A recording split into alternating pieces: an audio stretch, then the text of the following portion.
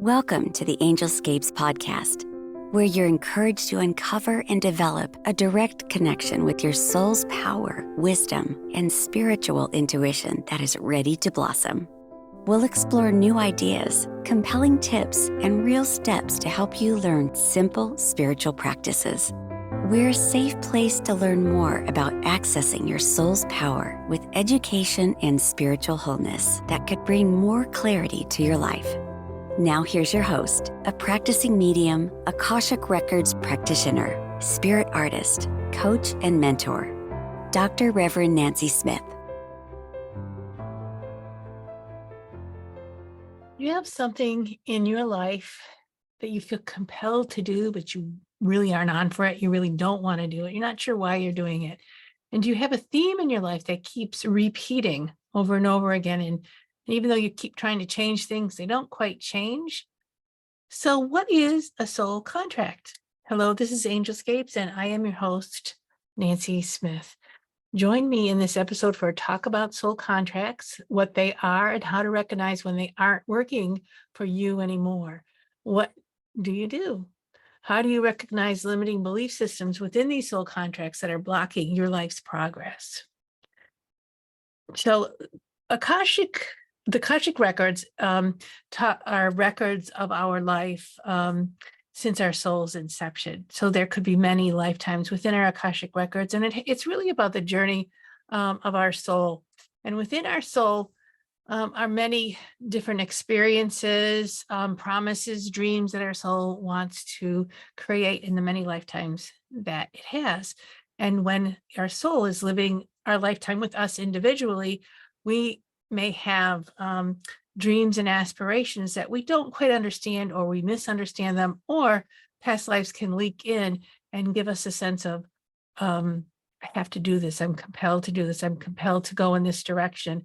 Signs that you have a pesky soul contract that is no longer serving you is that you're trying really hard at something and it doesn't yield results, but you feel compelled to keep trying. Another sign of a pesky soul contract is money or lack of money issues are constantly happening in your life.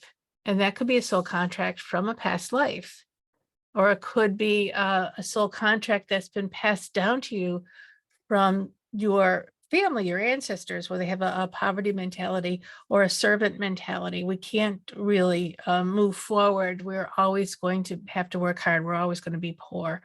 Or you could have both, something coming from your past life and something that's coming from your family.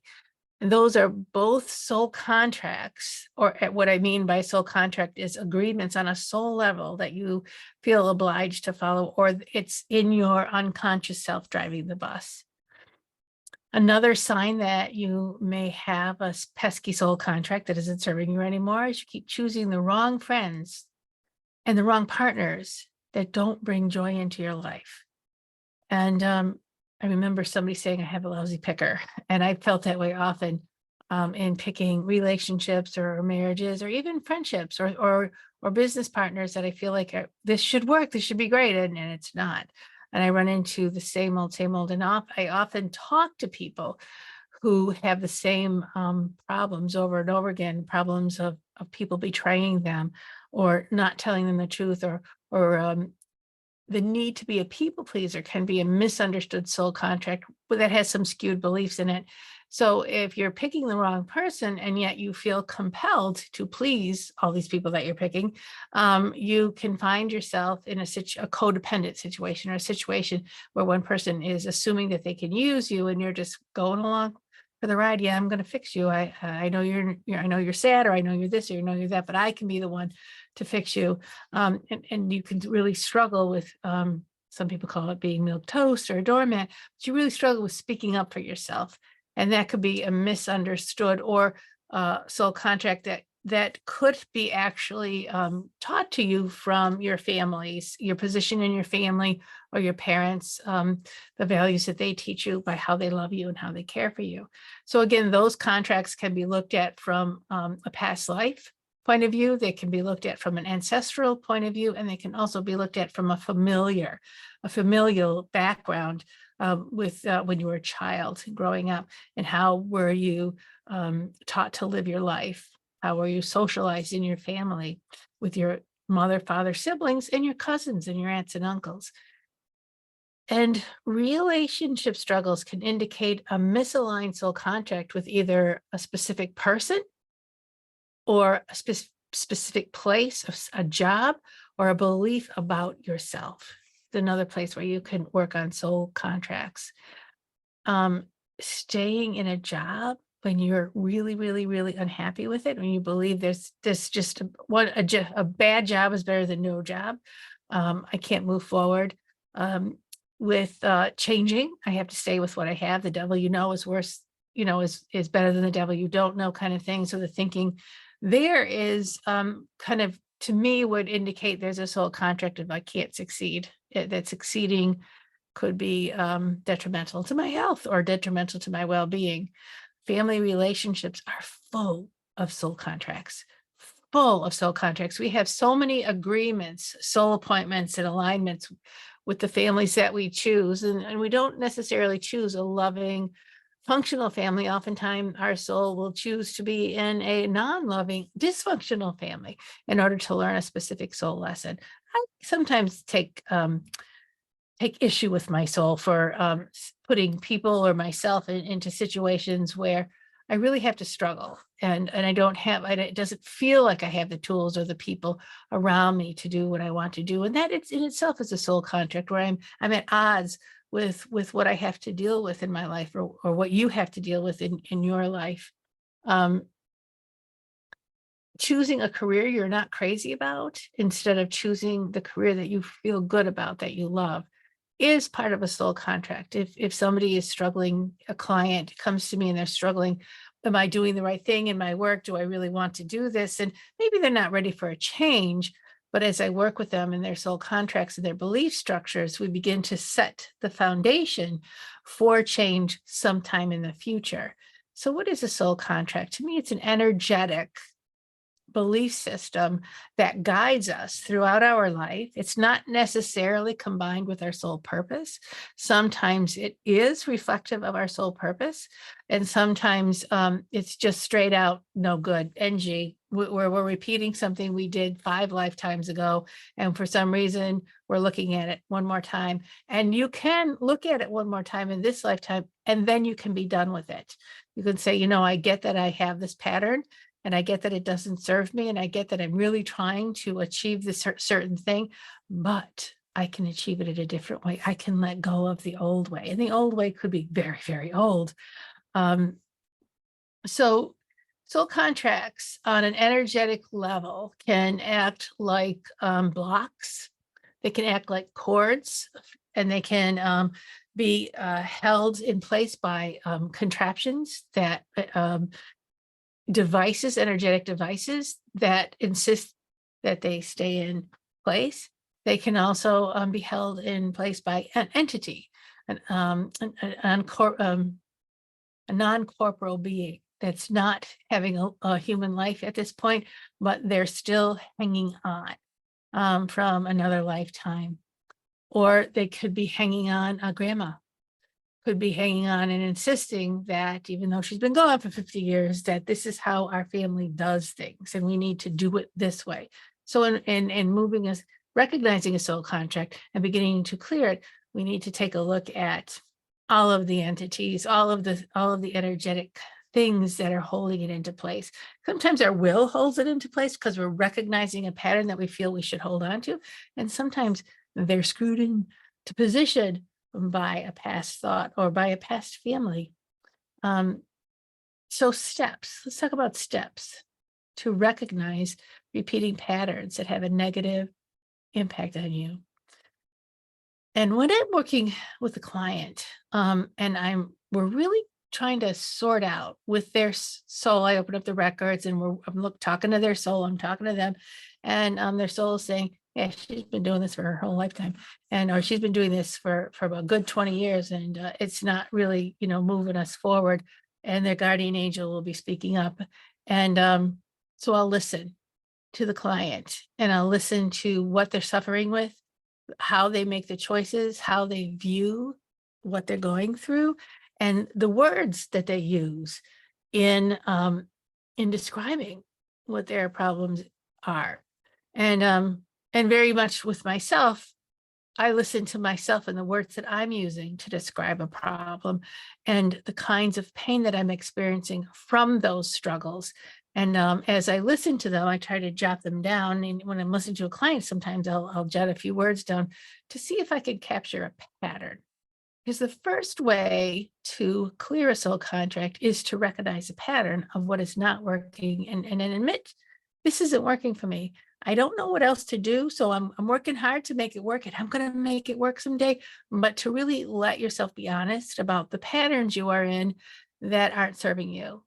And that can take a long time to recognize. It can take working with me can take several sessions before a client is ready to look at that pattern as being, hey, that is a pattern. That's a pattern that I'm engaged with. It's a pattern that I identify with, and it's not serving me anymore. So the next step would be taking responsibility for what you can change and what you can't change. So what you can't change is other people. What you can change is you. Oftentimes students will come to me, but what if I break a soul contract, but I meant to do it? And I say, well, does it make you feel good? Are you having good results from it? Do you have a sense of well-being with this behavior or this sense of thinking? And I say, well, no, not really, but isn't that the way life is? And then we got to look at another agreement, another belief system that life is meant to be endured and struggled. So you can take responsibility for your own happiness and well-being, but you can't necessarily take responsibility for mom or dad's or your boss's sense of what your well-being should be, because sometimes what you need to do needs to suit their well-being, but it doesn't suit you at all. You only have you. You only have your own perspective. You only have your perceptions, and you only have your feelings and what you're going through. So as you take responsibility for your life, it's like, I'm not a victim in this anymore. I can do something about this. You need to start, in order to take the steps to clear these soul contracts. Now you need to explore what beliefs are driving you. What's under the hood? I say that a lot. What's under the hood, and unconsciously that's saying you must, you should. I in my dialogues, in my words, I say, do you feel like you have to do it? Are you? Well, I say, I have a saying, is your life shoulding on you? Meaning, are you being driven by shoulds without seeing that you have a choice, that you can have a conference with your whole self and all the parts that are pushing you, and you can say, must we? Where are we going with this? And you can learn to have a conversation and to dig out the reasons why you are doing what you're doing, and then you can make a decision not to do them anymore. You're in charge. And what part of you is in charge is your aware self. So taking responsibility for what you can change and explore what beliefs are driving you is about your aware self waking up. And once your aware self wakes up and sees and feels and admits, yeah, that's really going on, then you can say, what would you like to experience instead? And now you're ready to clear a soul contract. What would you like to experience instead? It's a very important part of clearing soul contracts and energetic blocks or belief systems or cords that hold us to a place of no-go. And your aware self is very powerful. Your aware self is as powerful as your unconscious self, but your aware self gets to decide. And oftentimes our aware self is sound asleep at the wheel because we feel we already know what's right and we already know what we need to do because we're working on autopilots. Because somewhere when we were 3 or when we were 7 or 12, somebody said, this is how it goes, and we believed them. And also somewhere in your past life has been lived out again through your family or through different experiences in your life, and you say, I remember that, even though you're not consciously aware of it. Part of you says, self can say, I remember that, and this is how you have to work it out. And maybe that's not the truth. Maybe that's a soul contract that you're holding on to because it's the only thing, the only pattern that you can recognize right in front of you. Um, Breaking a soul contract is about creating a coexistence, a co-creation with your creator, with your soul. So bringing into the where self, clearing out belief systems and making choices is a very scary thing to do because the answer isn't in your back pocket. The answer isn't in your subconscious, your unconscious self. And instead you're working to your higher self, your subconscious self, for more information on how you can live a life more fully, with more satisfaction. You don't have to go through the pain of this endurance of having to live with this relationship, stay in this job, or always solve the problems in the same way you've already been solving them for your whole life. So soul contract, breaking on an energy level, you need angels' help. You need your guides' help. You need your soul's help. You need the higher power help. Because oftentimes when we're in a soul contract, we are in autopilot, and the autopilot takes over the aware self. That's what I was starting to go to. To be in your aware self, you need to get out of autopilot and begin to make choices. Sometimes our aware self can only be aware for 10 minutes or for a little bit in a given situation before we give into the autopilot of it. And staying in your aware self is an exercise, it's a practice. And staying in your aware self is where you can make that soul contract disconnect or clear it and then stick to it. So how the angels help in breaking or changing or redefining a soul contract is, first of all, they help you recognize it, and then they work with you on going on a journey. I take my clients through a journey now that we've recognized the pattern that you have, that, and then what you would like instead. We can now travel to your Akashic realm, or your Akashic records, the temple of your records of contracts, and we can see what you said in the contracts, or what happened in those contracts. And then I ask the angels to help you see it very, very clearly, so you can understand what the nuances are. And then we can ask the angels to intervene and raise the vibration of the contracts to know if we're going to clear it or if we're going to break the contract. And then what we're going to, once something is gone, we need to replace it with, once one energetic form is gone within yourself, you need to replace it with something else. And so it's the angels, Archangel Raphael, Mother Mary, that really help to create a new template within yourself that in your conscious, subconscious, unconscious, and actually all the way down to your soul's DNA, to build up a support system that's going to help you not so much refer to the old contract, but begin to move forward with new ideas, new thoughts, and new choices. So this is an energetic practice that needs consciousness, that needs awareness, and it needs to be worked, but it's very, very powerful to clear a soul contract. So have you a plan, or do you have a plan for thinking and living differently? If you can recognize what you don't want, can you create what you do want? Or can you at least make a plan of what you do want? That's a part of the soul contract clearing, but it's also a part of healing. Sometimes when we're living in an aspect of our lives that we know and we're familiar with, there's no way we can come up with a plan of how we could possibly create a new plan or do something different, because this is all I know, guys.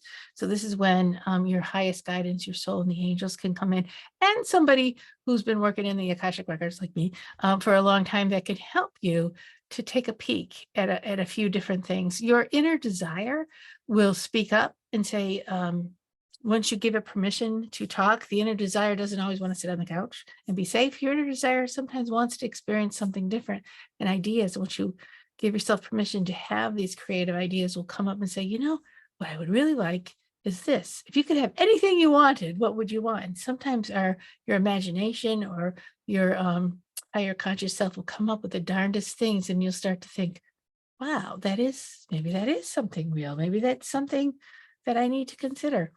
And those are all beautiful essences of yourself that are coming up for you when we decide to let go of something we think we always should have in our lives. So I just want to tell you really quickly, you can find more information about what I do with soul contracts on angelscapes.net under the services. I have a mentorship program that I work with people to break soul contracts.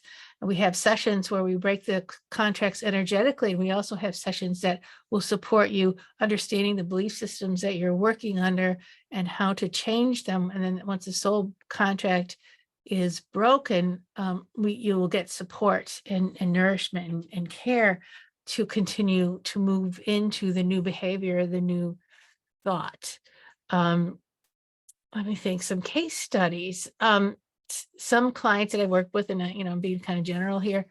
One client had a very difficult family relationship with her siblings, and it was her job to always fix everything. There's a problem in the family. Mom's having a problem. Dad's having a problem. She's the one that fixes it. And her brothers and sisters were kind of pigeonholed her in that role. But as she was pigeonholed in the role, the family also gave themselves permission to criticize everything that she did. And she worked really hard to be fair with the family. And she found herself in a situation where mom and dad were getting older and a lot of decisions would have to be made. And she was making them because nobody else wanted to. On the other hand, she would just cry for hours because so and so didn't like the decision she made about the father, even though they never came to the hospital for the father, and she did the best she could. So she was trapped in you have to do it and we're going to disapprove you. She was trapped in this cycle. And the cycle is kind of a despairing cycle. And she's starting to get angry and she's starting to feel lost. So we took a look at soul contracts and where her contracts came in with her family, where they came from past lives, and where they were coming from her ancestral group of people, and looking at her father's side of the family, also looking at her mother's side of the family, because her mother did marry her father. Those were patterns that were coming together. Where was the passive aggressive? Where was the fixing? Where was the codependent? And as we begin to sort out what she absorbed and what she was willing to take on when her parents gave her this role, because that's where it came from, and the siblings were all taught this is what your sister's going to do, this is how it's going to work. We began to take it apart and break the contracts and get support from her angels and guides, so that she could do the work she needed to do to step out of the roles that she was playing, and then very gently she could step into new behaviors, new choices. And of course, when you change, the world changes. So as she changed as she was doing, there's a lot of reaction to what she was doing. And sometimes it was a pushback. And sometimes it was like, oh, I can do this. It was very happy because there was also an aspect of, if you're the fixer, sometimes you have to be the controller. And so when she let go of fixing, she also let go of the controlling. And there was a new relationships with her sisters opened up as she broke these soul contracts. Except for one person in the family wanted her to stay the way she was. And he began to set up sabotages and gossip and things that broke her heart. And she found herself going back into an aspect of this contract where she was again codependent, defending herself. I would never do this. This is not who I am. What do you, and the siblings would fall into that part of the contract where, well, you have to fix this, kind of thing. And so we went back to, didn't we just break this contract? And is there something we missed? And so we would go deeper into, with the angels, into what was happening and what she couldn't let go of. And so I did another round, and which was, I'm not responsible. It was a belief system that she carried with her that we had to really dig out. I am not responsible for how somebody else feels about me or thinks about me. I'm only responsible for doing the best that I can. And I have to let the rest go. And we had deep dive into a contract of being responsible for everyone in the whole world. And it was really fascinating. And there was a huge amount of relief when we dove deeper and let go of even more. And also understanding that family members make their own choices, and that each family member, when we are in relationship with somebody, whether it's a family member or a work person or a spouse or children, will give us lessons and will teach us and show us by triggering us where our belief structures are, and where our agreements are with ourselves that aren't really working in the structure for ourselves or anybody else. So relationships like are mirrors to us. So what is the lesson? What is the lesson her brother was teaching her? What was the lesson that her parents were teaching her that she needed to finally embrace and work through to the point of freedom, personal freedom? And she got there. It's a work in progress. She's I would say 85% there, and was still working on some of the subtle aspects, but I see a really beautiful flowering out in her life. I mean, she has choices that she never thought she had um, to freedom to do. So another case study is I talk to a lot of women. A lot of my clients are women. I'd say more than 60% of my clients are women, although I do have a lot of men um, clients that come in that want to do this work, that want to move forward on different levels. But the women, somehow this is this is a thing I'd like for more men to come forward and say, hey, I'd like to fix this, or I'd like to understand this, but this is the way that things are right now. So a woman came in with a history of having an abusive mom and a sister who stepped into her mother's shoes. So when her mother wasn't making her life miserable, her sister would take over. And so she had a family gang up. And so she was kind of Cinderella in this family. And so she was unhappy, and she had a lot of tales of woe, of loss in her life, as she picked partners who were reminiscent of her mom and her sister, and realized, I'm in the same situation I was with my mom and the sister. What am I doing? And she'd have to a couple of times get out of those situations, and mom and sister became the rescuers. But then after they rescued her, they went back into that cycle of abuse. So we had a lot of work to do together. And she very gently had to start to look at what she was in agreement to in being treated the way she was treated, and what her choices were, and how her inner language had brought in the abuse cycle. And she believed that this was something that there was no choice. So we worked at it from a belief structure. Now, this is not psychotherapy. This is energetic therapy, soul therapy. So the agreement was, as we worked together, that she would also work with a therapist so that there could be a balance there. And as we broke soul contracts, we were able to go deeper into belief systems. And as she uncovered belief systems, she had a therapist that she could work with, which was amazing. So the two of us, the three of us made a part, kind of helped each other out quite a bit. And she recognized her own bonding patterns and her own belief systems. And then as we went into past lives, and oftentimes to clear a soul contract, I'll go into a past life, find out where that contract originated, and then we can meet in between lifetimes and have a healing session, have a quantum exchange is what I call it, or exchange from one dimension to another, so that both parts of the soul can heal. And she was able to break some contracts and really heal her past life self, heal herself, and start to the rubber started hitting the road where the tires were spinning. Now the rubber started to hit the road, and the car is starting to move forward. Her life started moving forward, and she could see herself making choices. She could see herself agreeing to stuff that was no good for her, and that her aware self started to wake up and get stronger and stronger and stronger.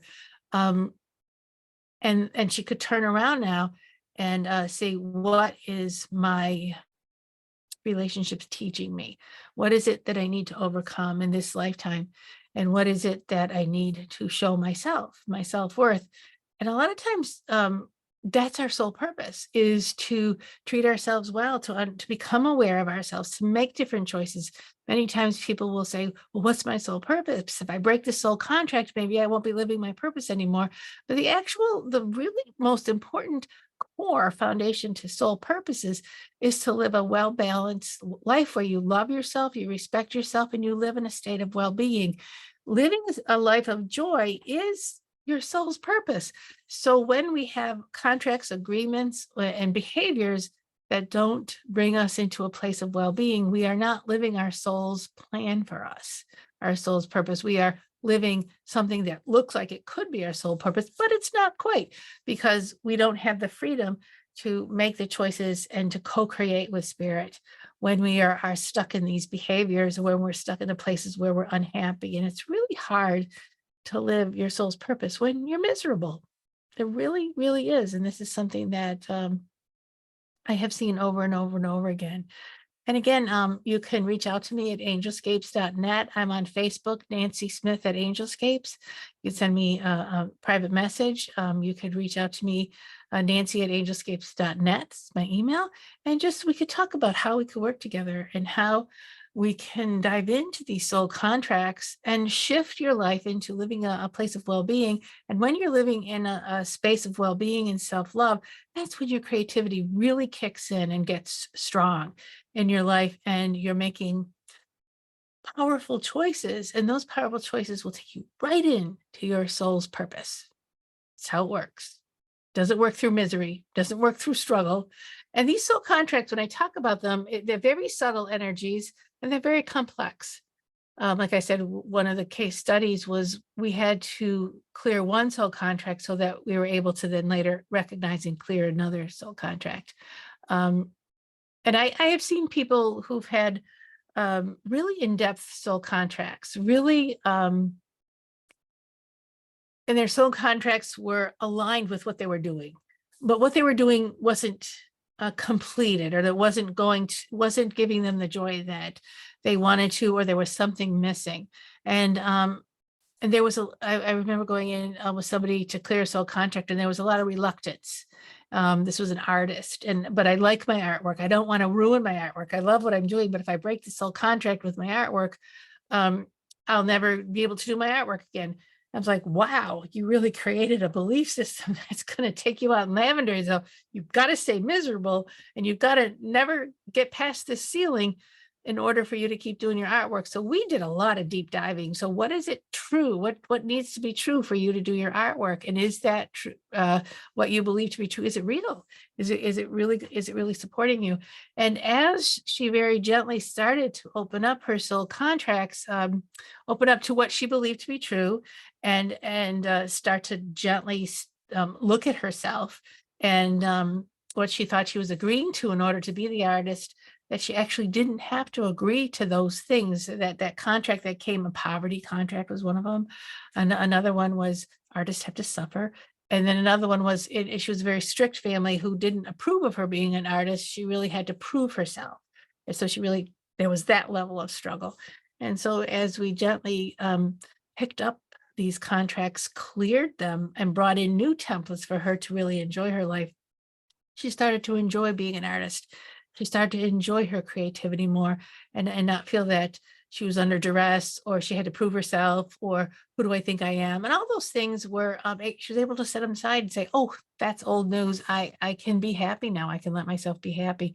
And that was a long relationship within our, we got to stuff pretty quickly, but to support and reaffirm that pathway, it did take a little bit more time than just, 2 sessions, but she's very successful, very happy, and has her challenges. We all have our challenges, but they're joyful. She approaches them with joy, and I'd like to just tell you how important this soul work is, and in going into your Akashic records. Your Akashic records actually it's the Akasha is an indelible energy. It is the creator. It's the source energy of the creator.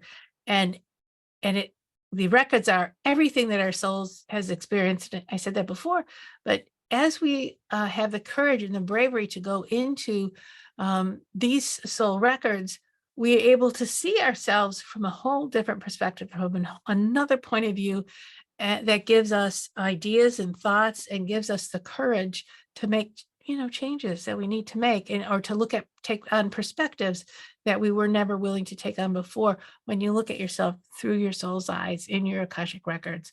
So that's why working with soul contracts, working with belief systems in the sacred space of the Akashic records is so very important, because you have that added perspective. You also have that higher energy, the energy of source, of God, and you have all the helpers within there with the angels, Metatron, Archangel Michael, Raphael, and Mother Mary. Gabrielle helps us see it clearly.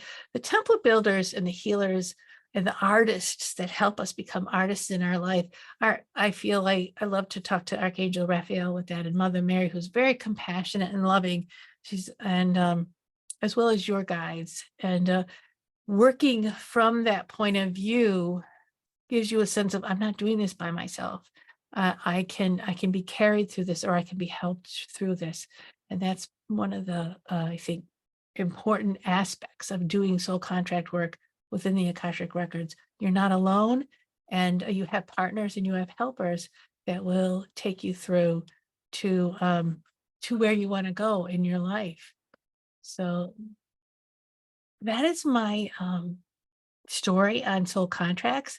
Kind of a quiet night. I was looking for questions, but you can always email me or text me some questions through Facebook, and I'll answer them more about what to expect with soul contracts, where they come from, where your soul contracts are living, and why you would want to clear them or why you would not want to clear them. I can't think of why you wouldn't want to clear a contract that's not serving you at this point in your life. I could only think of expanding your life through changing your thought process around something that's not supporting you and not helping you. Many people who are kind of sad, kind of miserable, I want to just sit down. Let's start working on your soul contracts. What do you believe to be true about your life? And what do you think you've signed up to? And where's the joy? So let's bring your soul in and sign up for some joy. And that's what I'd like to offer you. And that's how soul contracts work. And soul contract work and clearing and having the right influences working under the hood of your car as you go in. Okay, so I have a good question. I did have a question. How can you find exactly what was in your soul contract? Well, what we do is, once we recognize what you're having that you don't want, and then what you do want to have, we take a journey.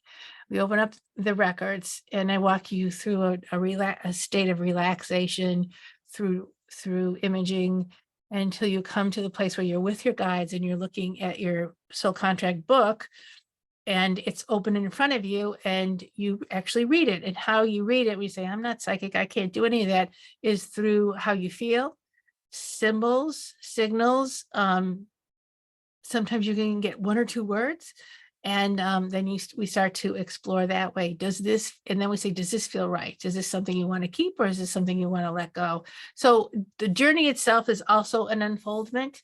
And sometimes as I work with you, I can see a couple things. So I can ask questions that will lead you to take a look at some other things.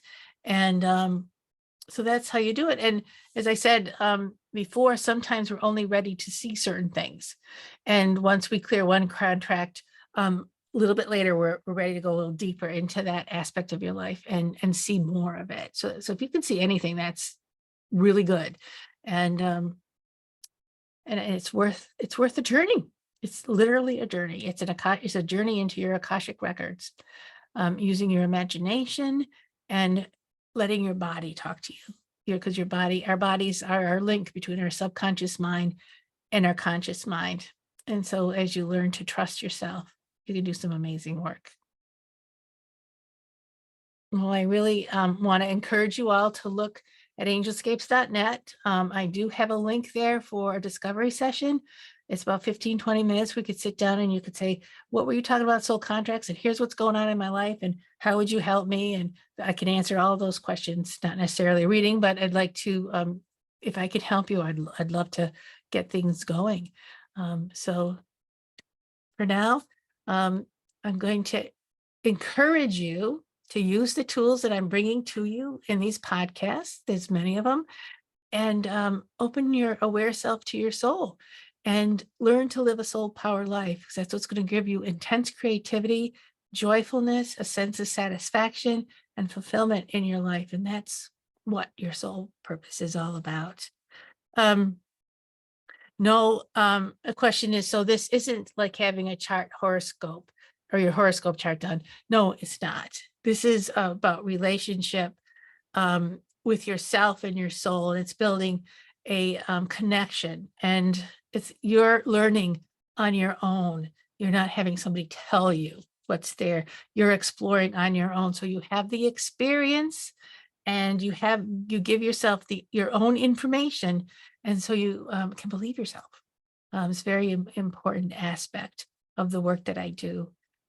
Sometimes in readings, I will get intuitive hits and I'll tell you what I get and things like that. But once you are told something, it doesn't always stick because you were told it. You go, so I believe that. And where does that fit in my life? But if I'm taking you through a journey and you're seeing it for yourself and you're experiencing it through your senses, then you tend to interact with it better. You tend to engage and you tend to believe it. And that's when the soul healing, the soul level healing really begins. Again, it's a practice, and it's a beautiful practice. And I really recommend that you give it a shout. And I'm here and I'm available. So reach out and start your soul journey today. So thanks everyone for listening to me and all those in the podcast world. I'm so glad that you've tuned in, and I hope there's something here that will help you as well. So we will see you in the next episode. Thank you for joining the Angelscapes podcast. We hope you've gained new insights and inspiration for your journey to uncover and access your soul's power. For more information and a deeper dive into finding clarity in your life, go to angelscapes.com. Remember to subscribe so you can be part of the discussion. It may just change your life. See you next time.